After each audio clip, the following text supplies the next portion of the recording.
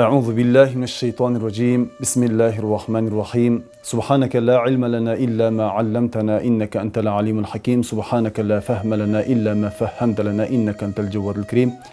Meyrimdүү jana ырайымдуу улуу жараткан Алла Тааланын ысмы менен сөзүбүздү баштайлык. Улуу жараткан Алла Таалага чексиз мактооду айтып, ушундай касиеттүү Рамазан айында ушул айга жеткиргендиги үчүн Алла Таалага чексиз шүгүрлөрдү айталык. Ушул мүмкүнчүлүктөрдөн пайдаланып, момун мусулмандар бири-бирибиз менен жакшы сөздөрдү бири-бирибизге арнап, жакшы билген нерселерибизди бири-бирибиз менен бөлүшүп жашай турган болсок, иншалла бул дүйнө жана ахиретте өзүбүз үчүн пайдалуу болот. Албетте бул дүйнөдө бактылуулукка, ахиретте соопко ээ болобуз. Алла Тааланын ажыр сыйлыгына ээ болобуз. Бүгүн ушул мүмкүнчүлүктөн пайдаланып, мен дагы жалпы момун мусулман бир туугандарыма арнап, биздин ислам динибиздеги өтө маанилүү иш катары, өтө баалуу, ыйыкталып жүргөн нерселерибиз жөнүндө, ошолордун арасында азан боюнча, азандын маанилүүлүгү жөнүндө сөз кылайын деп. Билесиздер, биз мусулмандар башы бириккен учурдан баштап, тагыраагы пайгамбар Мухаммед саллаллаху алейхи вассалам Меккеде исламды жай баштагандан тартып, бүгүнкү күнгө чейин эч учу үзүлбөстөн жана кыяматка чейин мунун ушундай шаңы дайыма уланып тура турган бир ыйык бир нерсебиз бар. Ал Аллах Тааланын буйругу менен пайгамбарыбыздын көрсөткөн сүннөтүнүн негизинде азан болуп эсептелет. Азан бул чакырык, мусулмандарды жакшылыкка чакыруунун бир символикасы. Азан бул мечиттердин мунарасында айтылган Аллах Тааланын жалгыздыгын жар салган сөздөр. Ал азандын өзүнүн тарыхы бар. Пайгамбар Мухаммед саллаллаху алейхи вассалам Меккеден Мадинага көчүп барган кезде Мадинада өзүнчө бир мечит курушат. Алгачкы мечит курулат. Ал мечит курулган соң ошол жерде жашаган мухажир жана ансар сахабалардын күн сайын 5 вакыт намазга баштарын бириктирүү максатында, же болбосо кандайдыр бир орчундуу бир маселе ортого коюлуп, кеңешүү үчүн жалпы сахабалар, жалпы момун мусулмандардын башы топтолушу үчүн бир нерсе керек болуп турган, бир чакырык керек болуп турган. Күндөрдүн биринде пайгамбарыбыз Мухаммед саллаллаху алейхи вассалам бардык сахабаларын топтоп, ушул маселени ортого коюп, биз дайыма топтолуп турушубуз үчүн, 5 вакыт намазда бири-бирибизди намазга чакырып турушубуз үчүн бир чакырык керек. Ал чакырык кандай болуш керек? Кана силер кеңеш бергиле дейт. Ошол жерде сахабалардын кээ бири улуу бир отту жагалык дейт. Ушундай бир алоолонтуп отту жагалык. Ал отту алыстан көргөн кишилер, тиякта маанилүү бир иш чара болуп жатыптыр, дароо бара калалык деп, ошондой бир отту көргөндө баары топтолсун дейт. Анан пайгамбар саллаллаху алейхи вассалам муну жактырбайт. Анткени от бул мажуси диниге таандык бир көрүнүш. Отту ыйыктап, дайыма отту жага берсек, биз ошолорго окшоп калабыз. Ошол себептен биз отту колдонбой эле коелук. От парастарга окшоп калабыз деп, муну пайгамбарыбыз четке кагат. Арасынан сахабалардын дагы бирөөсү чыгып, андай болсо, о Аллахтын элчиси, биз сурунай тартпайлыкпы дейт. Пайгамбар саллаллаху алейхи вассалам да ойлонуп туруп, эй сахабаларым, сурунай тартуу бул яхудилерге таандык бир иш. Ошол себептен биз намаздарыбызга чакырууда, жакшы маанилүү иш чараларыбызда сурунай тарта турган болсок, яхудилерден эмне айырмабыз болот дейт. Андан кийин арасынан дагы бирөөсү чыгып, я Расулалла, андай болсо коңгуроо какпайлыкпы дейт. Пайгамбар саллаллаху алейхи вассалам муну дагы кабыл алгысы келбейт. Анткени коңгуроо кагуу бул христиан дүйнөсүндөгү чиркөөлөрдө дыран-дуруң деп баягындай дем алыш күндөрдө алар өздөрүнүн ибадатын жасаар алдында жасалган бир эме.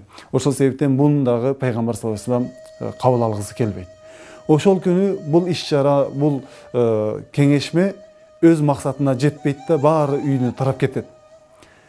Ошол күнү Аллах хак субханаху таала кээ бир сахабалардын түшүнө түш аркылуу билдирет. Муну вахий катары пайгамбар Мухаммед саллаллаху алейхи вассаламга алдын ала кабар берген болчу. Бирок пайгамбар саллаллаху алейхи вассалам сахабалар менен кеңешип, андан кийин бул нерсени, бул иш чараны чекит коюш керек эле. Ошол күнү бул кеңешме өз максатына жетпей баары үйүнө тарап кеткенден кийин ошол түндө риваяттарда Харис ибн Зайд радиаллаху анху сахабанын түшүнө ушул учурдагы биз айтып жүргөн азан сөздөрү түшүнө кадимкидей айтылат.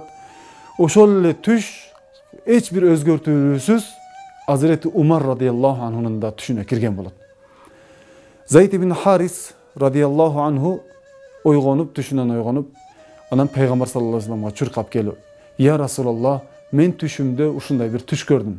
Ал түшүмдө бир эки периште келип, мага ушул сөздөрдү айтып, мусулмандардын башын бириктире турган, намаз учуру келгенде, намаз убактысы келген учурда ушул сөздөрдү колдонуп туруп, мусулмандарды чакырсак болгудай. Муну мага түшүмдө периштелер айтып беришти" дейт. Ушул сөздөрүн айтып жатканда ар тараптан угуп жаткан Умар радиаллаху анху да: "Я Расулаллах, ушул түштү Зайд ибн Харис кандай түш көргөн болсо, ушуга окшош түштү бүгүн мен дагы көрдүм, я Расулаллах" дейт. Ошондо пайгамбар саллаллаху алейхи вассалам жүзүнөн жылмайып беркегиле дейт.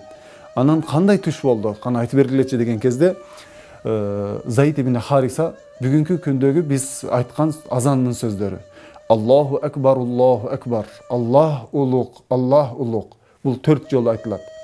Андан кийин ашхаду ан ла илаха иллаллах, мен күбөлүк беремин, Аллах Таала жалгыз.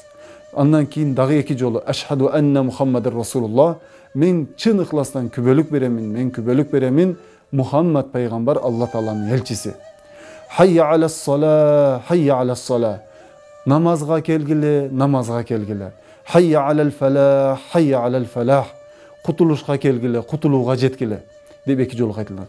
Андан кайра дагы такбир деп Аллаху акбар, Аллаху акбар, Аллах улук, Аллах улук, ла илаха иллаллах, Аллах Таала жалгыз, Аллахтан башка кудай жок деген келиме шахадат.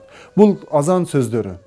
Жанакы түшүндө көргөн сахаба Зайд ибн Харис ушул сөздөрдү айткандан кийин пайгамбар саллаллаху алейхи вассалам ушундай бир сүйүнүү менен кабыл алып, анын жанында турган, угуп турган Умар радиаллаху анху дагы так ушундай, дал ушундай мен дагы түш көрдүм, түшүмдө ушул сөздөр кайталанды деген кезде бардык сахабаларды чакырып бир жерге. Анан ошол чечимди кабыл алышат. Мындан ары момун мусулмандар бир иш-чара жүргүзгөндө, бир маанилүү иштери болуп жатканда, же болбосо Кудай Тааланын буйругу болуп 5 вакыт намаз окулган кезде ар бир намаздын алдында бул азан айтылыш керек деп ошону пайгамбарыбыз бекитип берген. Азан айтуу эркек кишилерге сүннатул муаккат, бекитилген сүннөт. Аял кишилер азан айтпай деле намаз окуп кетсе болот. Момун мусулмандар бул азанды ушундай бир өзгөчө мааниге ээ экендигин сезе билип, азандын ар бир сөзүн уккан кезде угуп жүргөн кишилер. Муаззин айткан кезде сыртта уккан кишилер дагы ага жооп катары пайгамбарыбыздын сүннөтүндө айтылат. Муаззин, азан айтуучу, азан кыйкырып жаткан кезде ошол муаззиндин айткан сөздөрүн артынан ичинен кайталаш керек. Качан хайя алас салах деген жерге келгенде ла хаула ва ла куввата илля биллахил алил азим деп айтыш керек. Качан эрте мененки таң заарда таңгы азан айтылган кезде ас-салату хайрун минан наум деп, намаз уйкудан жакшы деп айткан кезде садакта ва барирта, сен туура айтып жатасың деген мааниде ушул нерсени кайра артынан кайталап коюш керек. Биз момун мусулмандар азан айткан болсок, азан айтуучу муаззиндин соогун алабыз. Эгер азан айтпай азанды уккан болсок, ошондо дагы азандын артынан кайталап, азанга сый көрсөтүп, эгер басы бараткан болсок олтуруп, угуп, ага жооп катары эң негизги жообун билесиздерби? Азандын эң негизги жообу ошол азандын ичи айтылган сөздөрүндө мен чын ыхластан күбөлүк берем, Аллах Таала жалгыз, мен күбөлүк берем, Мухаммед пайгамбар Аллах Тааланын элчиси деген маанидеги сөздөргө көңүл буруу. Ошону ичинен кайталап, мен дагы ошондой күбөлүк берем деп айтуу. Андан кийинки жооп эркек катары намазга шашуу. Азанды айтуудагы, азанды угуунун жообун көрсөтүү бул мечитке карап кадам таштоо. Муаззин азан айткан кезде угуучу киши ошондой жооп берүүгө милдеттүү. Керек болсо биздин Ханафи мазхабында азанды айтууда азанга кулак төшөп угуу жана ага өзүнө ылайык жоопторду айтуу важип өкүмүндө. Башка бир мазхабтарда мустахаб болуп эсептелет. Биздин Ханафи мазхабыбызда азан айтылган кезде дүйнө сөзүн токтотуп, керек болсо Куран окуп жаткан болсок, Кураныбызды дагы токтотуп турууга аракет кылышыбыз керек. Зикирде болсок, же кандай бир диний бир иш-чараны жүргүзүп жаткан болсок, азан айтылган кезде азандын урматы үчүн дароо сөзүбүздү токтотуп, ошол жерде азандын артынан кайталашыбыз керек. Анан эң аягында Аллахумма робба хазихи даъвати тамма деп аталган дуа бар. Ушул дуаны сөзсүз түрдө жаттап алып туруп айтып жүрүшүбүз керек. Азан айтылгандан кийин пайгамбар саллаллаху алейхи вассалам бир хадисин ушул жерде сиздер менен бөлүшөйүн. Мен кала хина ясмаул муаззин дейт. Ким дейт муаззинди уккандан кийин ушундай деп айтса дейт. Ашхаду ан ла илаха иллаллах вахтаху ла шарика ла. Мен күбөлүк берем, Алла Таала жалгыз, Алла Тааладан башка кудай жок, анын шериги жок деп айтса, ва анна Мухаммадан абдуху ва расулух, жана мен күбөлүк беремин Мухаммад пайгамбар Алла Тааланын элчиси. Радиту биллахи роббан.